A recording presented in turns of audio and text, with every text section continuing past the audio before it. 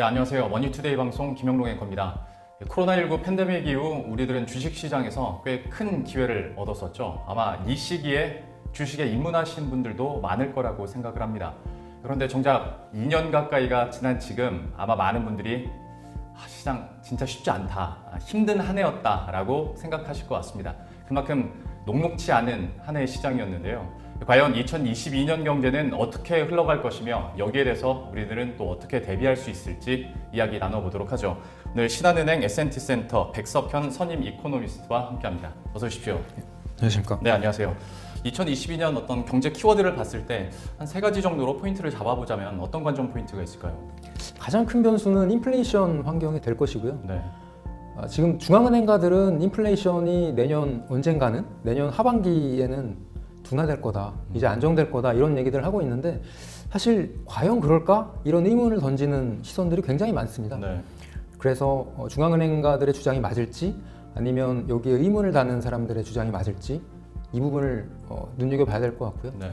그리고 또 한 가지는 미국이 이제 기준금리를 인상하는 방향으로 통화정책을 정상화하는 방향으로 갈 텐데 이 과정에서 연준의 금리 인상 시기가 언제가 될 거냐? 사실 지금은 연준 내부 논의 상황을 보면 내년 연말은 돼야 될 것 같다 이런 분위기인데요. 그런데 불구하고 지금 시장 분위기는 내년 여름이면 금리 인상할 것 같은데 이런 분위기가 형성되어 있거든요. 네. 그래서 지금 현재 분위기가 맞을 거냐 아니면 앞서간 시장이 맞을 거냐 이 부분도 눈여겨봐야 될 것 같습니다. 그리고 또 세 번째로 봐야 될 부분은 중국 경제인데요. 중국이 사실 올해도 그 민간 영역에 대해서 굉장히 무시무시한 규제를 들이대면서 올해도 힘들었는데 그러면서 지금도 부동산 시장에서 좀 경고음이 나오고 있고 부동산이 이런데 내년에 중국 경제 괜찮을까? 이 부분도 눈여겨봐야 될 것 같습니다. 앞에서 인플레이션과 금리 인상 얘기를 해주셨잖아요. 예. 이제 통화 정책 그 스탠스가 바뀌고 연준은 11월부터 테이퍼링을 한다고 하고 이제 2022년에는 금리 인상이 예고가 되고 있는데 이렇게 될수록 외환 시장에 대한 어떤 민감도나 관심도는 높아질 수밖에 없거든요. 그래서 어떤 외환 시장에 대한 전망 어떻게 하시는지 이것도 한번 설명을 해주세요. 예, 내년은 어디서 본 것 같은데 이런 상황이 벌어질 수 있다고 보고 있고요. 구체적으로 예를 들자면 2014년과 2015년의 상황이 비슷하게 전개될 수 있다 이렇게 네. 보고 있습니다. 그 당시와 공통점이라고 하면 미국이 테이퍼링을 시작해서 양적 완화를 종료하고 기준금리 인상으로 나아가는 통화정책 정상화 과정을 밟고 있다는 게 이제 공통점이고요. 또 한 가지는 중국 경제 때문에 골머리를 앓고 있다는 점도 네. 공통점입니다. 근데 2014년하고 2015년은 사실 외환시장의 경로는 상당히 달랐습니다. 2014년은 상대적으로 굉장히 안정적이었고요. 그래서 지난 12년간, 2010년 이후의 12년간을 보면 최저 환율도 2014년에 있었고 반면에 2015년은 환율이 계속 높아지는 과정이었거든요. 그래서 내년 경로는 2014년과 2015년의 축소판이 될 거라고 보고 있고 상반기는 상대적으로 안정적이었던 2014년에 가깝고 하반기는 2015년에 가깝지 않을까 그렇게 예상하고 있습니다. 근데 다만 방금 이제 공통점만 말씀을 드렸는데 차이점을 보자면 그 당시와 다른 점이 다른 나라들은 다 기준금리를 내리거나 일본 같은 경우에는 양적 완화를 확대하고 했고 그리고 유럽 같은 경우에는 양적 완화를 새로 도입하는 상황이었습니다. 네. 그래서 미국만 금리 인상을 했기 때문에 통화정책 차별화다. 그게 이제 화두였는데 지금은 중앙은행들이 다 같이 금리 인상을 향해 나아가고 있기 때문에 통화정책이 차별화가 아니라 동조화.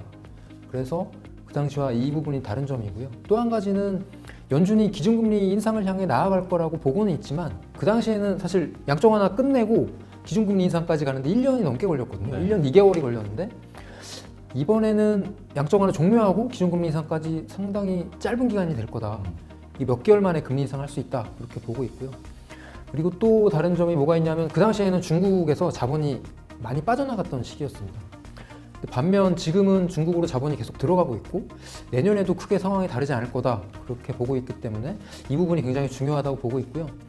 그리고 또 한 가지 들자면 유럽이 그 당시에는 굉장히 시끄러웠던 게 그리스가 유로존 탈퇴한다 그래서 그렉시트가 논란이 됐던 시기였거든요. 네. 유럽 경제도 그때 이제 부진의 늪에 빠지던 시기였기 때문에 양적 완화를 전격적으로 도입을 했던 시기고요. 이런 점에서 차이가 있다고 볼 수 있겠습니다. 2014년에서 2015년에 어떤 축소판이 될 수 있다. 2022년 외환시장은 뭐 그렇게 얘기를 해주셨는데 또 보시는 분들은 그래도 이 숫자가 좀 궁금한 거거든요. 최소한 올해보다는 전반적으로 밴드가 상향될까 아니면 좀 안정화될까에 대한 궁금증은 있으실 것 같아서 대략적으로 어떻게 보세요? 올해 연평균 환율이 아직 연말이 되진 않았지만 1144원 정도로 보고 있고요. 내년 연평균 환율은 1170원 정도로 예상을 하고 있습니다. 그래서 올해 같은 경우에는 레인지로 따지면 연초에는 1080원까지 내려갔었는데 네. 올해 뭐 장중에는 1200원도 찍었었으니까 120원이 움직였다는 얘기고요. 그래서 내년 한 100원 정도 범위를 넓혀보면 내년 레인지는 한 1130원에서 1230원 정도 예상을 하고 있습니다. 평균치로 봤을 때는 올해보다는 약간 높네요. 네, 한 26원 정도 연평균을 높게 보고 있는 상황이고요. 그러면 2022년 경제 전망을 봤을 때 이런 정보들을 배경 지식으로 해서 어떤 리스크 요인이 있어서 우리가 여기에 대비를 해야 되는 거고 또 어떤 기회 요인이 있어서 이거를 활용할 수 있을 것인가에 대해서는 좀 포인트 어떻게 두고 계십니까? 일단 가장 큰 리스크는 인플레가 예상보다 강하게 그리고 더 오랫동안 지속되는 부분이 이제 가장 큰 리스크가 될 것 같고요. 네.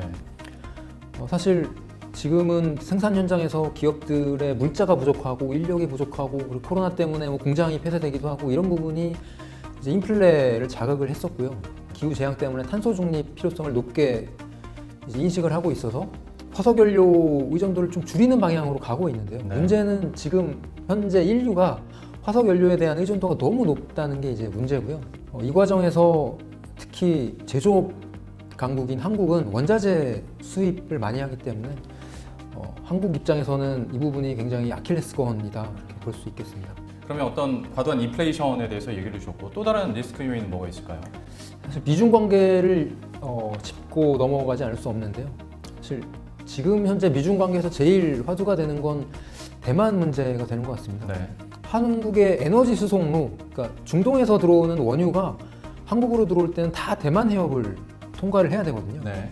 이게 그래서 대만 해협이 봉쇄가 된다든지 대만 해협이 불안정해서 이 백길이 막혀버리는 상황이 되면 한국 에너지 안보가 굉장히 심각한 위협에 닥치게 됩니다.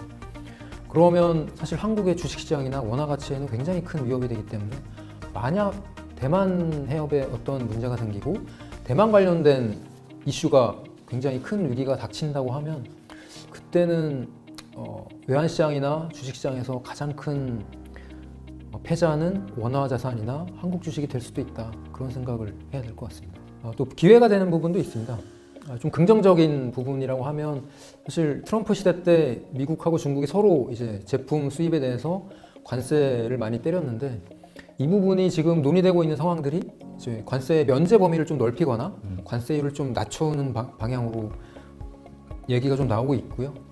그래서 이 부분은 그나마 좀 긍정적인 부분이고, 근데 또 아까 이제 중국 쪽으로 자본이 들어가고 있다는 측면에서 말씀드린 부분인데요. 중국이 금융시장 개방을 좀 가속화한 부분 때문에 네. 올해 같은 경우에도 JP모건이나 골드만삭스 이런 글로벌 IB들의 사업 기회가 중국에서 굉장히 커졌고요. 글로벌 주요 벤치마크에 중국 국채가 계속 자동적으로 포함되면서 외국인 자본이 계속 자동적으로 흘러가는 부분이 있습니다. 네. 그리고 또 전 세계 중앙은행들이 위안화 자산을 계속 외환보유고에 포함시키면서 위안화 가치가, 그래서 올해 같은 경우에도 계속 위안화 가치가 강세를 보였는데 내년에도 이 상황이 크게 달라지진 않을 것으로 예상을 하고 있습니다. 그러면 이것들을 다 모아봤을 때 지금 달러화 강세 지난 5월부터 계속 이어지고 있지, 미국 연준은 금리 올린다고 하지, 선진국들 경제 좋아진다고 하지, 그러면 여기에 공통분모로 달러 상품을 사는 게 정답인가? 라는 생각을 하게 되거든요. 여기에 대해서는 좀 어떻게 보세요? 달러화에 투자하는 목적이 무엇이냐에 따라서 솔루션이 달라져야 될 것 같습니다. 먼저 달러화에 투자해서 단기 수익을 노리는 차원이라면 투자할 때 가장 중요한 건 저렴할 때 사야 투자 수익률을 높일 수가 있겠죠. 네. 그런데 지금 현재 달러화 투자에 관심을 가지고 계신 분이라면 제가 보기에는 사실 지금 역사적으로 환율이 조금 높은 레벨에 있습니다. 네. 근데 이 시점에 이 레벨에 달러화를 안 가지고 있다가 달러화를 지금 투자하시려는 분이라면 사실 시장 정보에 좀 어둡고 달러화 움직임이 굉장히 어두운 분일 가능성이 굉장히 높거든요. 네. 이미 어느 정도 오른 레벨에 단기 투자 수익을 목표로 해서 투자하면 이익을 보긴 상당히 힘들다고 보고 있고요. 사실 근데 달러 상품으로 단기간에 이익을 보려면 수십억, 수백억을 투자하지 않는 이상 그렇게 드라마틱한 효과는 못 얻잖아요. 그런 분들이 많지는 않을 테니까. 그러면 이제 보통의 투자자 입장에서 그러면 뭐 달러화 자산으로 반대로 생각했을 때 투자를 하는 게 그러면 좋다라는 쪽으로 얘기해 주실 건가요? 이게 사실 환율이라는 게 쉽게 보이는 분들도 있거든요. 그래서 이제 단기적으로 샀다 팔았다 하는 분들이 생길 수 있는데, 그러니까 이런 부분은 저는 이제 그러니까 권유하고 싶진 않고요. 네. 다만 나의 자산 중에 안정적인 달러화 자산을 편입하는 관점에서는 굉장히 좋은 접근이라고 보고 있고, 어떤 포트폴리오를 꾸려가는 과정에서 안전자산의 비중을 높이고 싶어서. 네, 그렇죠. 그러니까 사실 한국 투자자라면 원화 자산 비중이 높은 경우가 많잖아요. 네. 그리고 달러화 비중이 낮은 투자자라면 나의 자산 중에 일부러 편입하는 건 굉장히 좋은 선택이라고 보고 있습니다. 지금 수준에서는 환율이 조금 높기 때문에 매입량을 조금 최소한으로 적게 가져가는 대신에 나중에 환율이 조금 내려가는 국면이 오고 역사적으로 조금 낮은 레벨에 갈수록 매입량을 조금 늘리는 이런 접근은 괜찮다고 보고 있습니다. 그러니까 어떤 여러분들의 투자 성향이랄지 투자금에 대한 성격, 투자 기간에 따라서 달러화 상품에 투자를 하는 게 옳은 경우도 있겠고 지금으로서는 약간 보수적인 경우도 있겠다 정도로 저희가 한번 정리를 해보겠습니다. 달러화가 오르면 가격이 하락하는 자산들이 많습니다. 네.